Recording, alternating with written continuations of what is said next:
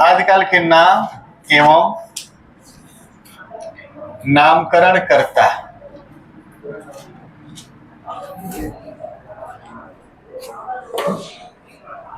हम लोग हिंदी निकालेंगे। तो आदिकाल का नाम आदिकाल किसने रखा है? आदिकाल का नाम आदिकाल किसने रखा है? हजारी प्रसाद द्विवेदी।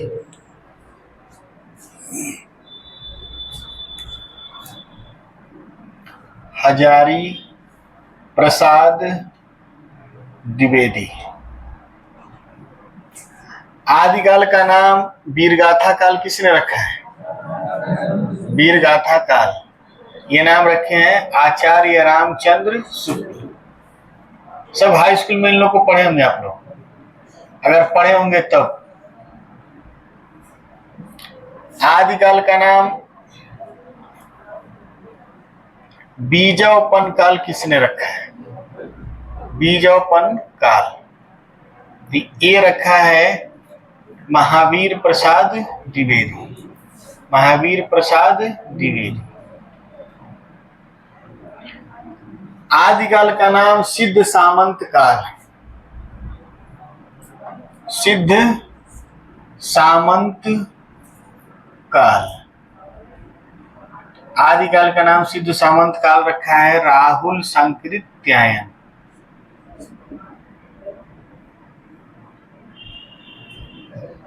चलिए बोर्ड पे देखिए, ये 4 प्रश्न सबसे अधिक हुए, इसमें और भी है 3-4, ठीक है। लेकिन आदिकाल का नाम आदिकाल कौन रखे? हजारी प्रसाद। वीरगाथा काल रामचंद्र शुक्ल। बीजावपन काल महावीर प्रसाद द्विवेदी। सिद्ध सामंत काल राहुल सांकृत्यायन। पहले इतना नोट करिए, बाकी लिखवा रहे आपको। आगे बढ़ा जाए, ध्यान देंगे। 5वें नंबर पे आप ले लीजिए वीर काल। वीर काल। वीर काल में आप लिख लेंगे विश्वनाथ प्रसाद मिश्र। पंडित विश्वनाथ प्रसाद लिख लीजिए, पंडित विश्वनाथ प्रसाद, ठीक है। छठा लिखेंगे चारण काल। चारण काल नाम देने वाले 2 लोग थे। चारण काल नाम देने वाले कितने लोग थे? 2 लोग। Doctor George Grierson. George Grierson. Doctor George Grierson और डॉक्टर राम कुमार वर्मा।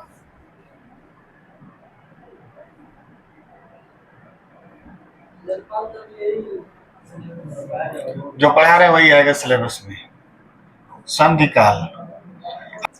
संधिकाल डॉक्टर राम कुमार वर्मा।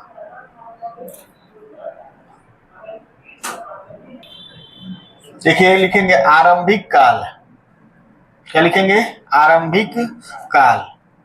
आरंभिक काल कहे थे मिश्र बंधु। कौन कहे थे? मिश्र बंधु। ये मिश्र बंधु जो थे 3 भाई थे लोग, ठीक है। मिश्र बंधु कितने भाई थे लोग? 3 भाई थे, ठीक है। तो उन लोगों को कहा जाता था मिश्र बंधु। गणपति चंद्र गुप्त। गणपति चंद्र गुप्त। शून्यकाल लिख लीजिए। लिखेंगे, हेडिंग लिखिए आदिकाल की रचनाएं और उनके रचनाकार। मिटा दे रहे हैं। आदिकाल की रचनाएं और उनके रचनाकार। एक तरफ लिखेंगे रचना और दूसरे तरफ कवि या रचनाकार। चलिए लिखिए पृथ्वीराज रासु। पृथ्वीराज रासु। रासु का अर्थ क्या होता है? रासु का मतलब होता है वीर गाथा। रासु का मतलब क्या होता है? वीर गाथा। तो पृथ्वीराज रासु मतलब पृथ्वीराज चौहान की वीर गाथा। कौन लिखे हैं ये? चंद्रवरदाई। तो लिखिए उसका रचनाकार चंद्रवरदाई।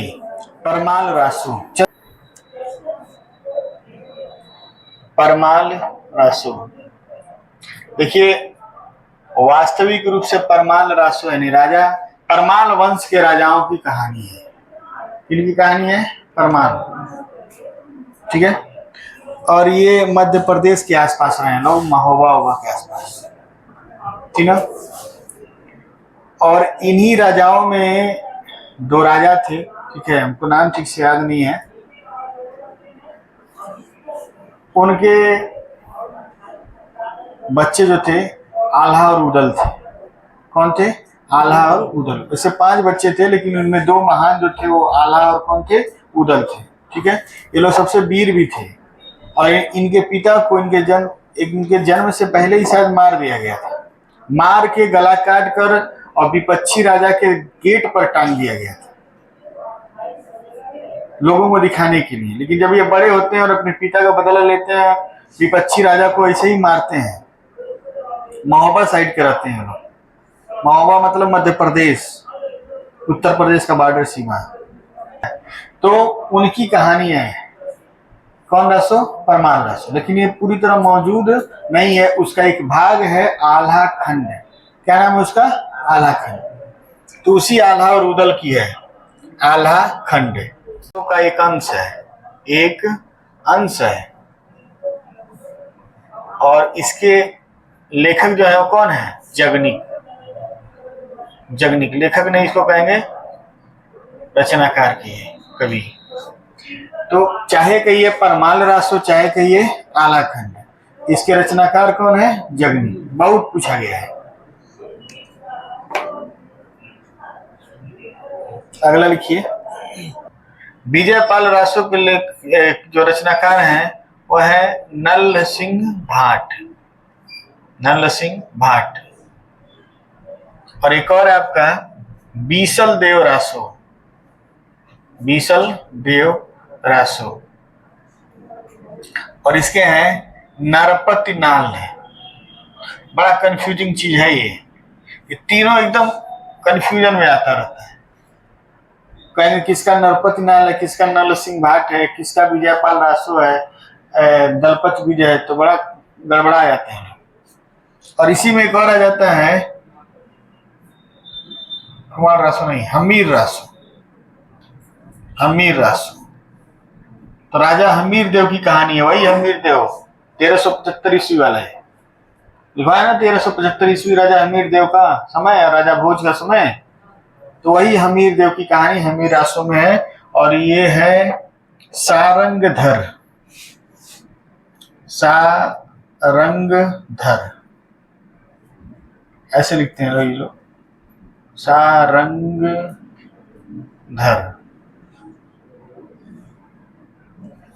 अंग रहता है सारंगधर। इतने तो बड़ा इंपॉर्टेंट है।